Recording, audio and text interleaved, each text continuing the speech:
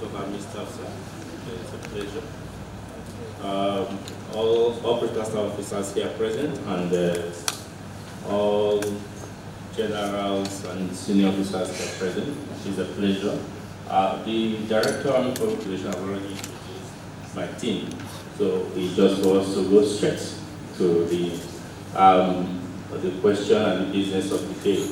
Like we all know, I must congratulate the Nigerian Army for the image it has portrayed, which has made these media executives to be here present today. It's not all the time you get them out, as they are the gatekeepers, ensuring that what we have on air and on the pages of newspapers and on radio and online is a proper thing. So it's a pleasure that we're having them here, and it's an opportunity to help talk to them to change the narratives and report and present to the public accurate situations, and have it in mind that national security supersedes every other thing in life, and that is why they are here, sir. They are all ready to hear from you, sir, to talk to them about so many things, why reading issues, and the philosophy of leadership and your vision. Permit me to invite the first person to throw in his question, and it's no other person than Ayo Adewale of the Nigerian Television Authority Network. It's a pleasure. May I now set the board rolling for our discussion by asking the Chief of Army Staff to give us a sense of the atmosphere around you when you heard about your appointment. Were you surprised? Were you shocked? What were you expecting? On what my feelings were on the day my appointment was announced, I will borrow from the words of my immediate the immediate past Chief of Army Staff, Lieutenant General Farouk Yaya, because I had to work as the Chief of Operation up until the last minute that I took over as the Chief of Army Staff. So I was in the office that fateful Monday, the 19th of June this year. And I worked all through, followed my schedule till about 1840 hours, closed from the office when my boss left. And I drove home and had my early dinner, and I was sitting down to watch the Chinese news at 7. Yes, my television is always on Chinese news.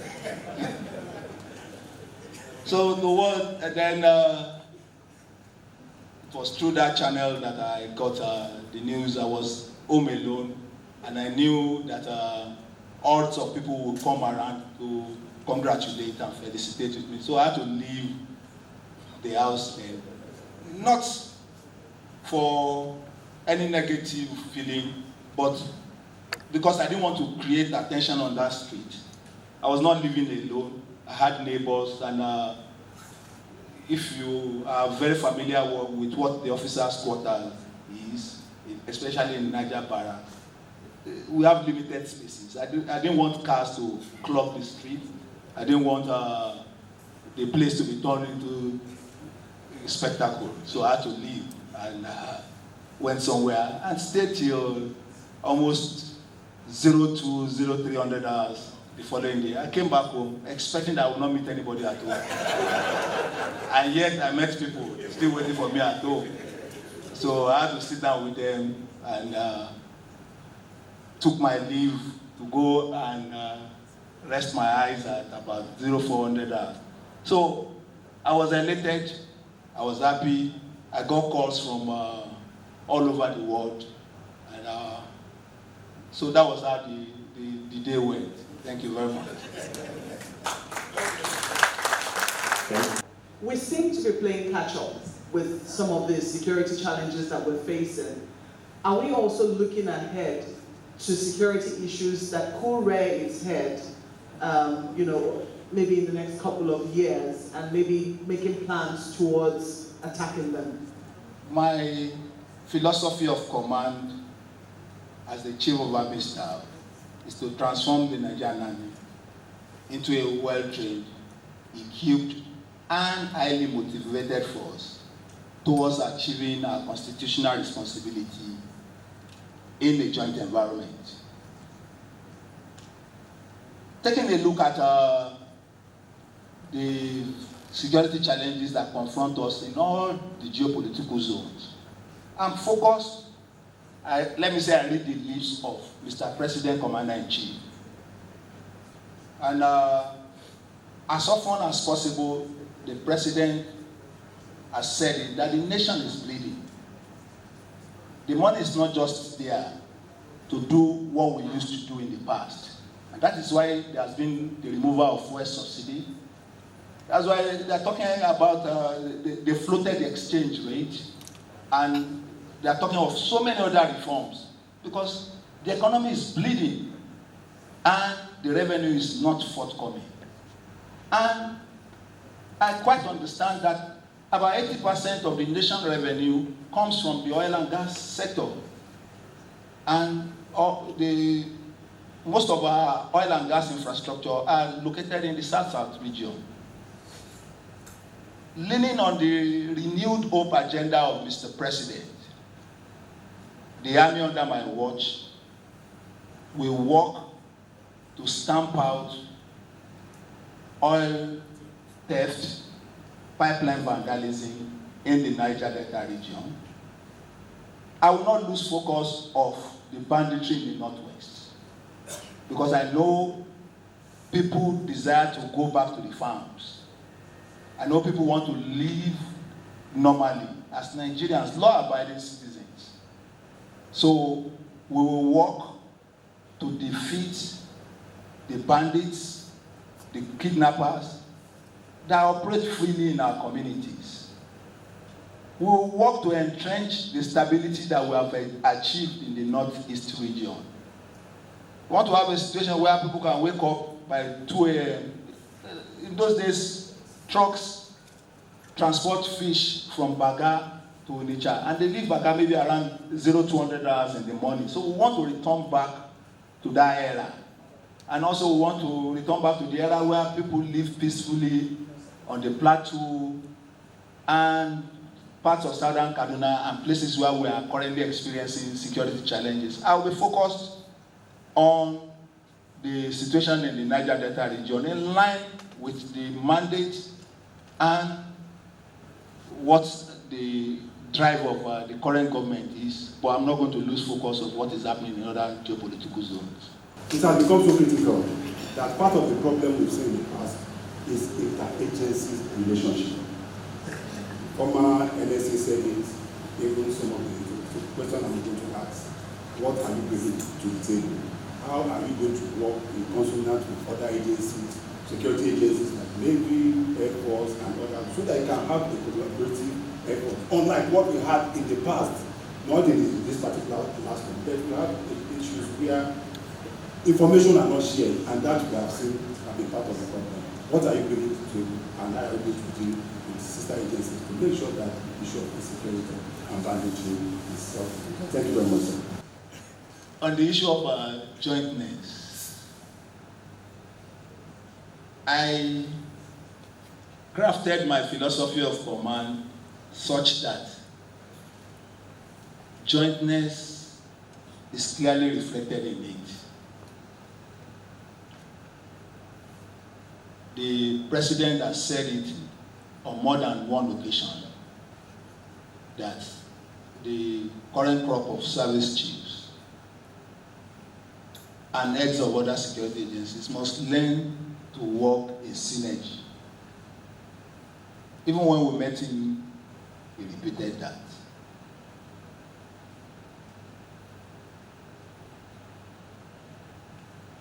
As a student of military technology military history, I know that war cannot be won or conflict cannot be resolved in a single domain. So, in that light, I must work with sister services and other security agencies. But I have one thing going for me as the Chief of Army Staff. The other service chiefs, the Chief of Air Staff and the Chief of Naval Staff, are all my classmates who reported in NJ as a member of 39 regular. Not only that, we train in the same battalion, what they call house or hostel in secondary school, the Mogadishu battalion. Even the Chief of Defense Staff trained in the same battalion. So I will lean on this friendship that has been built for more than 30 years to further entrench jointness and the synergy that was experienced or recorded during the tenure of the immediate past service chief. So you need no fret. Don't be disturbed. We'll work together. It is not an individual glory. We know that the nation the nation desire that there be peace, and it does not matter who achieve this peace at the end of the day. So we are not looking for individual glory. We want to return peace, stability, orderliness back to Nigeria. So it's not about the Chief of Army Staff. And I believe it's not about the Chief of Air Staff or the Chief of Naval Staff. But the mandate of the President that will work in synergy will be pursued to the letter. So you've told us your vision, very commendable. But I would want to know, what is the vision without the people to power it? So my question is, what measures are you going to put in place, or you put in place already, to ensure the welfare of your officers and men? Because when you take care of them, at the end of the day, they put in their best to secure the nation. So what are the measures of that so far? My vision has not only the physical but the spiritual power. So these are people. They are not just the physical being you see. They also have the spiritual component, the power. So,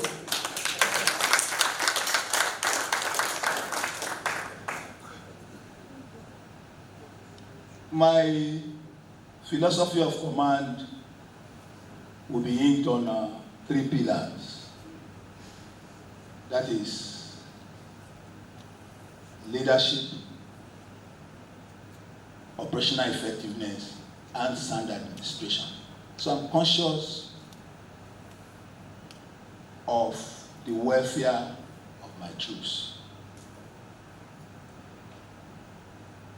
For my friend from TVC, I'm sure as part of the research they conducted in analyzing potential service chief prior to the announcement on the 19th of June, they must have come across the fact that as General Officer Commanding, I took the welfare of my troops at heart. I not only live with them in the same tent, I eat from the same pot with them. I go on operation with them because I cannot assign a task to a man without going through it myself. I ride bicycle around the barracks as commanding officer, as brigade commander, as GOC. I still have the bicycle in my house as the Chief of Army Staff.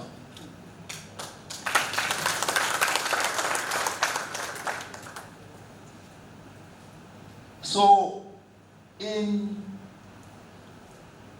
seeing to the welfare of my troops, I will give priority to their Medicare. And that is why my first day in office was to approve some fund towards improving the facilities at the Army Command and Naval Hospital in Abuja. I've approved fund for treatment of officers both at home and abroad. I will continue along this trajectory. I will be focused on the provision of decent accommodation for the troops. As a running officer, some have talked about they want to act on recruitment, they want to act on follow-up, but no time. I would like to find out from you, what would you want to be a legacy as you go on? Having crafted my philosophy of command, on the day I will exit the army, I want to look back on that philosophy of command and the pillars that I've outlined and ask myself, have I achieved this, and this? If I'm able to do that, then I'll be able to go and sleep soundly, knowing fully well that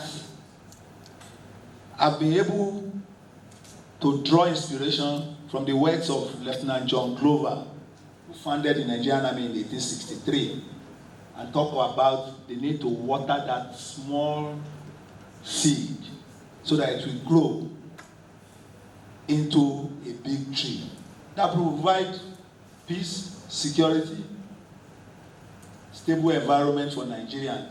That will be the shape of the tree that they can come and stay under.